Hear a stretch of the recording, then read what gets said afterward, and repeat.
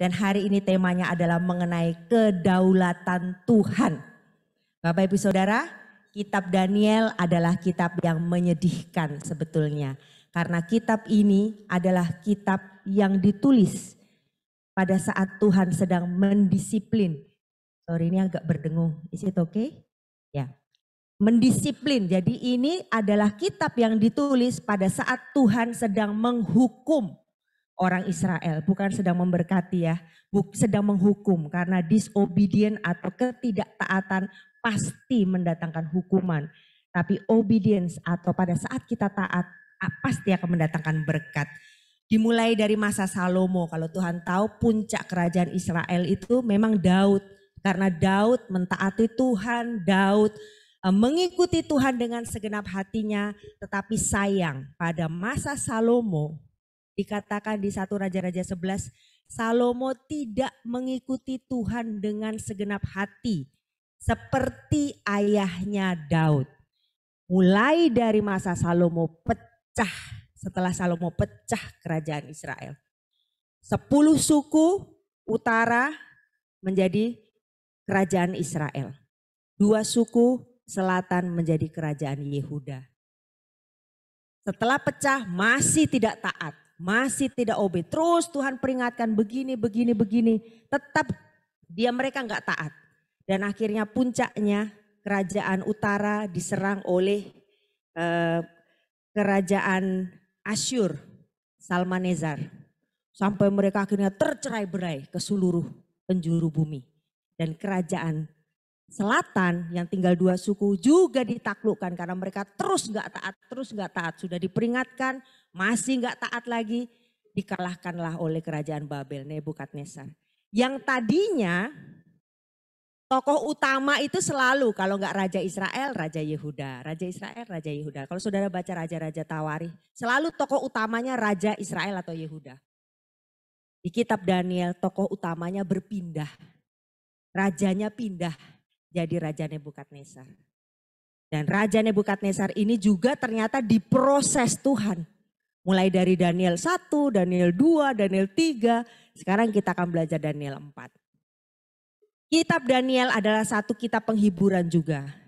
Ya, saya mau jelaskan. Jadi kitab Daniel itu kitab yang membuktikan dosa pasti akan mendapat konsekuensi. Jadi sekecil apapun kita, serapat apapun kita menyimpan dosa, kalau itu terus dipelihara one day, suatu saat nanti akan datang konsekuensi. Tetapi kitab Daniel juga penghiburan karena di tengah konsekuensi itu, mata Tuhan tidak lepas dari setiap hidup kita. Mungkin fotonya kira-kira kayak gini ya. Jadi dulu kalau anak-anak saya itu nggak taat, kalau misalnya mereka pujian penyembahan nggak mau angkat tangan, saya disiplin mereka. Pulang gereja, nggak jalan-jalan. Stay di rumah, tak kurung. Tapi sebagai parents yang baik, sebagai orang tua yang baik, waktu mereka dikurung nangis-nangis gitu, saya nggak pergi ke Tiara, walaupun ada diskon ya. Saya nggak jalan-jalan. Mata saya liatin dia. Sudah bertobat belum kamu? Ngerti nggak kamu? Menghormati Tuhan itu paling utama. Ingat, bangun tidak boleh terlambat. Jangan terlambat gereja. Ngerti? Tuhan, mama tidak akan selama-lamanya bersama kamu. Tapi Tuhan akan bersama kamu dari kecil. Ngerti? Oh ya mama. Kitab Daniel begitu. Jadi selama mereka dihukum, kitab Daniel membuktikan mata Tuhan terus melihat. Ayo nak, respon yang benar nak, respon yang benar. Kalau kamu sudah respon benar, tiba masa pemulihan. Kembali ke Daniel ya. Kita lihat ya Daniel 1, Nebukadnezar masih tahu aja, oh ada ya orang Israel itu ternyata mereka bijaksana. Dia belum kenal Tuhan sama sekali. Daniel 2, review sedikit Pastor Roni bagikan Daniel 2 kan Raja Nebukadnezar bermimpi dan akhirnya diterjemahkan oleh Daniel. Di situ dia sebetulnya sudah disentil Tuhan, tapi kesimpulannya salah. Kalau di Daniel 2 dia sudah bertobat, harusnya nggak ada Daniel 3, 4, tapi enggak, kesimpulannya salah. Kita baca sedikit ya Daniel 2, review dikit. Daniel 2 di akhirnya dia berkata begini, berkatalah raja kepada Daniel, Raja Nebukadnezar ya.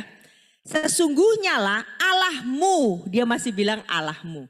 Padahal tujuan Tuhan itu Nebukadnezar juga sadar, aku ini Tuhanmu juga. Tuhannya Nebukadnezar juga. Tapi dia di sini kesimpulannya salah. Allahmu, Allahnya Daniel. Itu Allah yang mengatasi segala Allah, yang berkuasa atas segala raja, yang menyingkapkan rahasia-rahasia. Sebab engkau telah menyingkapkan rahasia itu. Terakhir dia bilang, dicatat, lalu raja memuliakan Daniel. Salah kaprah. Harusnya dia memuliakan Tuhan. Waduh, gak berhasil ini. Muncul Daniel 3. Diproses lagi. Dia sombong bikin patung. Terus Sadra Mesa Abednego gak mau menyembah. Masukkan ke dalam perapian. Pastor Awai, nubuat tadi. Pak Awai sudah membagikannya minggu lalu. Ketika dia lihat bahwa Sadra Mesa Abednego gak kenapa-napa. Harusnya di situ dia mulai sadar, ini Tuhan saya, Tuhanmu. Tapi nggak sadar juga. Dekretnya dikatakan begini, Daniel 3. Aku, ya Nebukadnezar, mengeluarkan perintah bahwa setiap orang dari bangsa, suku, bangsa atau bahasa manapun yang mengucapkan penghinaan terhadap Allahnya Sadrah. Dia tetap bilang itu Allahmu, Allahmu, Allahmu, Allahku, Allahku. Bagimu Allahmu, bagiku Allahku. Dia belum mau mengakui bahwa Tuhan itu Tuhannya dia juga. Jadi di dekret itu dikatakan jangan mengejek ya. Jangan mengejek Allahnya Sadrah, Mesa, Abednego. Tapi enggak, Tuhan enggak berhenti sampai situ. Tuhan mau diakui. Aku Tuhan atas Nebukadnezar juga. Akhirnya Daniel 4 dibuka dengan kata-kata pengakuan Nebukadnezar. Bahwa akhirnya dia mau menerima Tuhan sebagai Tuhannya. Mari kita baca sama-sama. Daniel 4, 1-3. Saudara baca ayat yang ganjil ya. 1, 2, 3. Dari Raja Nebukadnezar kepada orang-orang dari segala bangsa, suku bangsa dan bahasa yang diam di seluruh bumi. Bertambah-tambahlah kiranya kesejahteraanmu. Ya. Dikatakan ayat 2, aku. Nah sekarang dia bilang aku. Berkenan tanda-tanda dan mujizat yang telah dilakukan Allah Maha Tinggi kepadaku. Dan kesimpulannya ayat 3, silakan Bapak Ibu Saudara. Betapa besarnya tanda-tandanya dan betapa hebatnya mujizat-mujizatnya. Kerajaannya adalah kerajaan yang kekal dan pemerintahnya turun-temurun. Haleluya. Di sini dia mulai mengakui. Betul ya. Tuhan, bukan Tuhannya Daniel. Bukan Tuhannya Sadrah. Tapi dia sendiri mengakui. Sekarang aku mengakui. Memang Allah ini Allah luar biasa. Jadi ada perubahan besar. Dia diproses Tuhan. Sampai dia mengakui Tuhan. Ya ini Tuhan saya juga. Mari secara komplit kita baca karena di sini kita akan belajar. Kenapa dia bisa sampai kesimpulan itu? Karena dia mengalami, Nebukadnezar mengalami kedaulatan Tuhan. Mari kita baca sama-sama. Saya akan mulai duluan ya ayat 4. Daniel 4 ayat 4. Aku Nebukadnezar diam dalam rumahku dengan tenang dan hidup dengan senang dalam istanaku. Silakan. Lalu aku mendapat mimpi yang mengejutkan aku dan hayalanku di tempat tidurku serta penglihatan-penglihatan yang kulihat menggelisahkan aku. Maka aku mengeluarkan titah bahwa semua orang bijaksana di Babel harus dibawa menghadap aku supaya mereka memberitahukan kepadaku makna mimpi itu. Kemudian orang-orang berilmu, ahli jampi, para kasdim dan ahli nujum datang menghadap dan aku menceritakan kepada mereka mimpi itu. Tetapi mereka tidak dapat memberitahukan maknanya kepadaku. Lalu berdirilah Daniel yang namanya Beltsazar. Tercengang beberapa saat, pikiran-pikirannya menggelisahkan dia, berkatalah raja. Beltsazar, janganlah mimpi dan maknanya itu menggelisahkan engkau. Beltsazar menjawab, Tuanku, biarlah mimpi itu tertimpa atas musuh Tuanku dan maknanya atas seteru Tuanku. Ini arti mimpinya, silakan. Tuanku akan dihalau dari antara manusia dan tempat tinggal Tuanku akan ada di antara binatang-binatang di padang. Kepada Tuanku akan diberikan makanan rumput seperti pada lembu dan Tuanku akan dibasahi dengan embun dari langit. Dan demikianlah akan berlaku atas Tuanku sampai 7 masa berlalu hingga Tuanku mengakui bahwa yang maha tinggi berkuasa atas kerajaan manusia dan memberikannya kepada siapa yang dikehendakinya. Wow, Tuhan benar-benar niat ya memproses Nebukadnezar. Dibilang hingga Tuanku mengakui. Sampai Tuanku nggak mengakui. Terproses kamu, kapok kamu. Ayat 28, semuanya itu terjadi atas Raja Nebukadnezar. Silakan 29. Sebab setelah lewat 12 tahun, ketika ia sedang berjalan-jalan di atas istana raja di Babel. Berkatalah raja, bukankah itu Babel yang besar itu? Yang dengan kekuatan kuasaku untuk kemuliaan kebesaranku telah ku bangun menjadi kota kerajaan. 31. Raja belum habis bicara ketika suatu suara terdengar dari langit. Kepadamu dinyatakan, ya Raja Nebukadnezar, bahwa kerajaan telah beralih daripadamu. Pada saat itu juga terlaksanalah perkataan itu atas Nebukadnezar dan ia dihalau dari antara manusia dan makan rumput seperti lembu, tubuhnya basah oleh embun dari langit sampai rambutnya menjadi panjang dan seperti bulu burung Raja Wali dan kukunya seperti kuku burung. 34. Tetapi setelah lewat waktu yang ditentukan, aku Nebukadnezar menengadah ke langit dan akal budiku kembali lagi kepadaku. Lalu aku memuji yang maha tinggi dan membesarkan dan memuliakan yang hidup kekal itu. Karena kekuasaannya ialah kekuasaannya kekal dan kerajaannya turun-temurun. 36. Pada waktu akal budiku kembali kepadaku, kembalilah juga kepadaku kebesaran, kemuliaan untuk kemasyuran kerajaanku. Para menteriku dan para pembesarku menjemput aku lagi. Aku dikembalikan kepada kerajaanku, bahkan kemuliaan yang lebih besar dari dahulu diberikan kepadaku. Jadi sekarang aku Nebukadnezar memuji, meninggikan dan memuliakan Raja Sorga yang segala perbuatannya adalah benar dan jalan-jalannya adalah adil dan yang sanggup merendahkan mereka yang berlaku congkak. Wow, kesimpulannya baru benar sekarang. Dikatakan, jadi sekarang aku, bukan orang lain lagi. Memuji, meninggikan, memuliakan Raja Surga. Apa yang kita belajar? Kedaulatan Tuhan. Yang pertama, tidak ada satupun manusia luput dari jamahan Tuhan. Daniel 4 ayat 4. Aku Nebukadnezar, coba ya dibayangkan orang ini ya, betapa luar biasa, betapa kuat perkasa. Diam dalam rumahku, tenang dan hidupku, dan hidup dengan senang dalam istanaku. Nebukadnezar ini bukan orang Israel. Dia pikir, oh itu rajanya orang Israel aja. No, Nebukadnezar orang asing pun Tuhan mau diakui sebagai raja, sebagai Tuhan atas dia.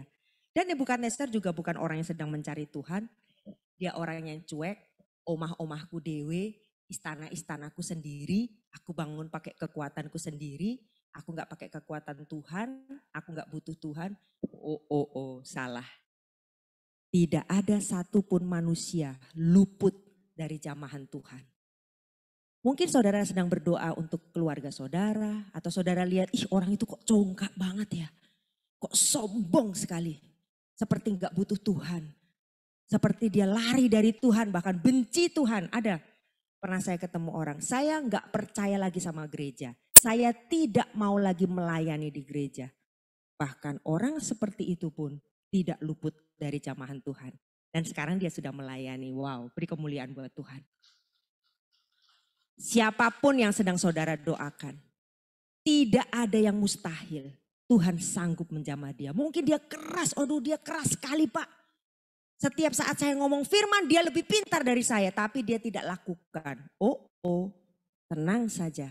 Tidak ada satupun orang luput dari jamahan Tuhan. Percaya terus, berdoa terus, tetap percaya. Nebukadnezar ini kurangnya apa? Kalau ditanya misalnya ya diwawancara, Nebukadnezar kamu perlu Tuhan? Enggak, saya enggak perlu Tuhan. I don't need God. Excuse me. Orang seperti itu pun Tuhan jamah. Ada buktinya. Daniel 4. Yang cuek, orang yang aman, sedang enak berdosa, tidak mencari Tuhan, lagi benci Tuhan, lagi asik dengan gamenya, lagi asik dengan hobinya, asik dengan dosanya, Bahkan yang lagi melarikan diri dari Tuhan pun Tuhan sanggup menjamah dia. Katakan sebelah kiri kanan saudara, Tuhan sanggup menjamah siapa saja. Amin. Yang kedua, firman Tuhan pasti terjadi. Itu kedaulatan Tuhan ya. Saya bacakan Daniel 4:25. Tuanku akan dihalau. Ini masih akan ya. Dari antara manusia. Tempat tinggal tuanku akan ada di antara binatang-binatang di padang. Kepada tuanku akan diberikan makanan rumput. Seperti kepada lembu. Dan tuanku akan dibasahi dengan embun dari langit. Demikianlah akan berlaku. Coba ya kalau saudara bayangkan jadi Daniel. Kalau saya membayangkan jadi Daniel, saya ngomong nih sama raja yang paling berkuasa saat itu. Bahkan bangsa pilihan pun dia taklukkan. Bangsa pilihan, orang Israel, orang pinter-pinter dia taklukkan. Dia sedang di puncak kekuasaannya. Saya yakin dia tidur gak pakai spray kayak di rumah saya. Pasti ya pakai sutra, entah bagaimana lah hebohnya, luar biasanya. Kalau saudara jadi Daniel, kalau saya lah ya anggap jadi Daniel, terus tuanku akan tidur di rumput, akan makan rumput. Tuanku tidak akan pakai baju, tuanku akan tumbuh bulu seperti binatang. Sepertinya gak masuk akal kan. Ini yang dia lagi aja omong ini orang berkuasa loh. Orang yang sedang memerintah.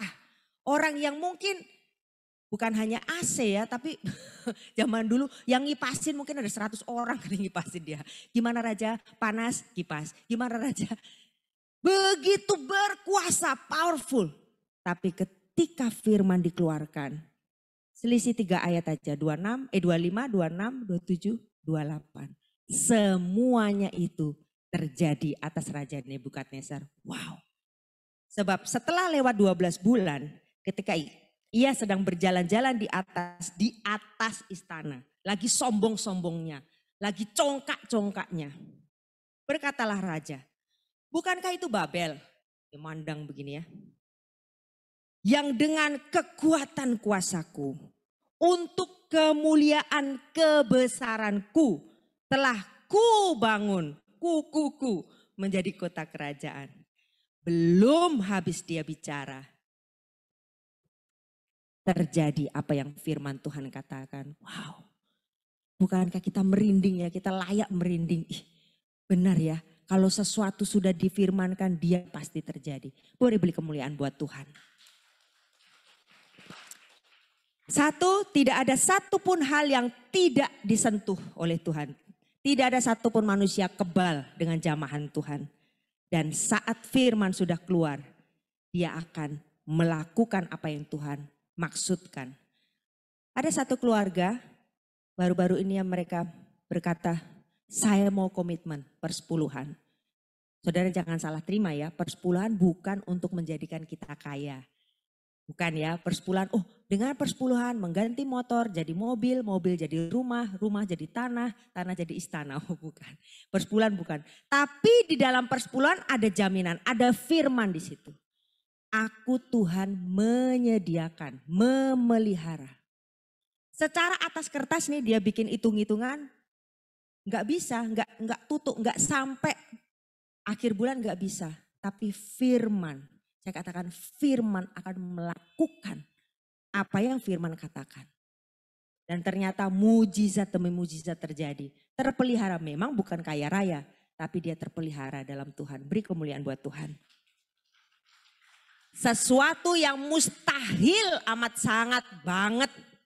Jangan takut kalau firman sudah mengatakan itu akan terjadi. Satu orang percaya seluruh isi rumah diselamatkan. Apakah itu mustahil bagi saudara? Mungkin mustahil, tapi tidak ada yang mustahil bagi Tuhan. Kalau itu firman, pegang teguh, dia akan terjadi. Ada satu wanita muda yang kita gembalakan bersama Ibu Helen, Pak Ali juga di gereja Denpasar. Sudah lama kita gak ketemu karena saya merintis di sini. 13 tahun yang lalu ya, dia menjalin hubungan. Lama banget ya 13 tahun yang lalu. dengan seseorang. Nah, pada waktu itu ya kita yang kita bangun sama ya. Yang kita bangun bukan karena Pastor Dedi, bukan karena Pastor Bambang, bukan karena perintah manusia, tapi karena kita lihat di Alkitab begitu sih.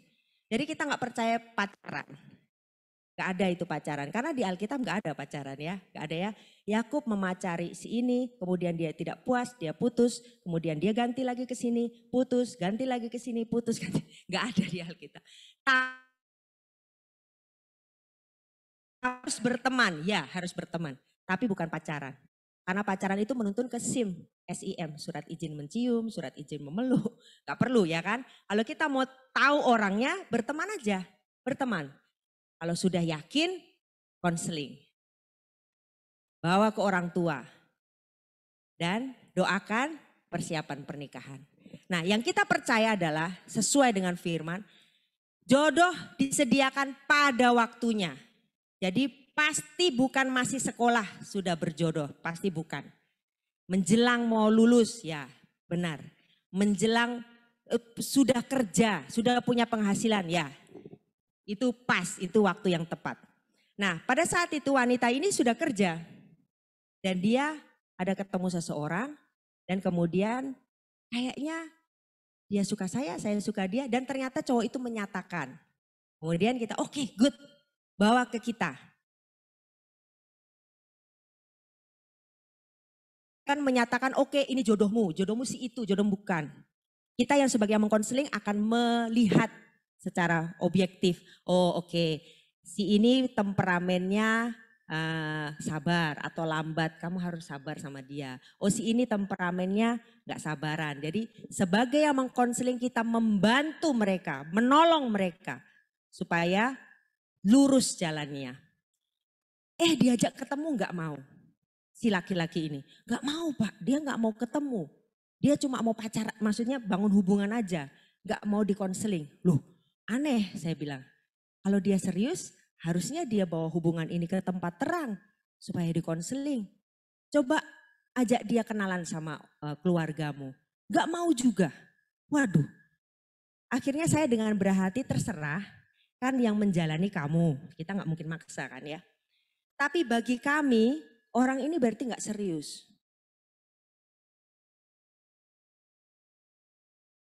Kalau dia nggak mau dikonseling, dia nggak bisa menerima masukan, mengerikan. Jadi kalau kita menikah tuh harus ada orang yang bersama-sama kita yang menasehati kita karena perjalanan ke depan kan belum dilalui. Nanti ada emosi di situ, ada cemburu, harus ada orang yang bersama-sama dengan kita. Ini cowok ini nggak mau. Akhirnya dengan berat hati, putuslah mereka. Waduh, patah hati juga dia. Patah hati dan saya juga, saya sih sebetulnya impress dengan ketaatan dia kepada firman ya, bukan kepada saya. Ya Bu, kalau nggak serius, enggak lah, saya nggak mau pacaran. 13 tahun loh dia tunggu. Saya sampai ketar-ketir juga, aduh dapat jodoh enggak ini ya. Tapi kan itu firman, hendaklah kamu menjadi pasangan yang sepadan, yang seimbang. Berarti kalau wanitanya mau dimuridkan, wanita seling, pasti dia akan ketemu laki-laki yang seperti itu juga. Takut akan Tuhan, mau dikonseling, mau dikasih tahu. Luar biasa, 13 tahun dia menunggu. Saya gak mau pacaran katanya. Tapi saya sering tanya dia, tapi kamu enggak, ini kan putus asa. Enggak sih, saya tetap percaya sama Tuhan. Hari Jumat kemarin. Tiba-tiba dia datang antar undangan. Wow, beri kemuliaan buat Tuhan.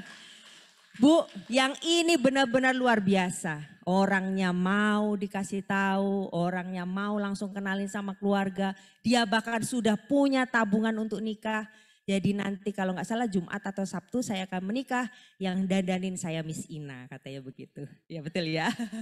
Wow, boleh beri kemuliaan buat Tuhan. 13 tahun dia menunggu.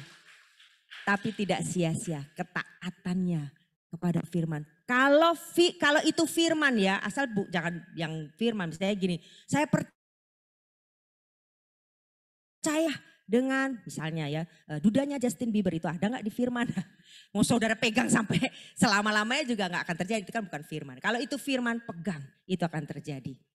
Yang ketiga, disiplin Tuhan yang direspon dengan benar akan mendatangkan pemulihan. Daniel 4:34, saya bacakan ya. Tetapi setelah lewat waktu yang ditentukan, aku Nebukadnezar menengadah ke langit dan akal budiku kembali lagi kepadaku. Lalu aku memuji yang maha tinggi dan membesarkan kemuliaan yang hidup kekal aku. Dia sudah mengakui sekarang saya membesarkan dia yang hidup kekal. Karena kekuasaannya lah ialah kekuasaan yang kekal dan kerajaannya turun-temurun. Waktu responnya benar, waktu dia sudah bertobat. 36 dikatakan, pada waktu akal budiku kembali kepadaku, kembalilah juga kepadaku kebesaran dan kemuliaanku untuk kemasyuran kerajaanku. Para menteriku, para pembesarku menjemput aku lagi. Aku dikembalikan kepada kerajaanku, bahkan kemuliaan yang lebih besar dari dahulu diberikan kepadaku. Dan dalam kemegahannya, Nebukadnezar yang sedang didisiplin Tuhan, Tuhan mengembalikan lagi. Oke, good, bagus kata Tuhan. Kamu sudah respon benar, kamu sudah bertobat, kamu sudah mengakui pekerjaan bukan sumbernya, aku sumbernya. Kamu sudah mengakui bukan yang lain, tapi akulah Tuhan yang memberi kekuatan kepadamu untuk memperoleh kekayaan. Waktu dia respon benar, kemuliaannya dikembalikan bahkan lebih besar dari yang dahulu. Bapak Ibu Saudara, setiap kita punya bagian kita sendiri-sendiri yang sedang didisiplin Tuhan. Mungkin tentang keberanian untuk menginjilin, tentang bagaimana menyerahkan diri untuk pekerjaan pelayanan Tuhan. Mungkin bagaimana mengampuni, mungkin bagaimana bersabar dengan pasangan. Mungkin bagaimana kita setia di dalam menabur. Mungkin bagaimana kita memandang pimpinan bos kita di pekerjaan. Mungkin bagaimana kita memandang pendeta juga di gereja. Atau mungkin bagaimana kita memandang rekan satu pelayanan. Setiap kita ada area yang sedang didisiplin Tuhan. Kuncinya bagaimana? Lihat Nebukadnezar. Respon sesuai firman. Dan Tuhan sama sekali tidak ada keinginan menjatuhkan atau membinasakan saudara. Nebukadnezar loh, bukan bangsa pilihan. Dia pun Tuhan pulihkan. Apalagi kita yang dengan darahnya dia sudah menebus kita. Detik saudara merespon benar, ibaratnya ya lagi diremas Tuhan gitu ya, remas, ditundukkan gini. Tuhan lihat, gimana responmu? Ampun Tuhan, amin Tuhan, bertobat.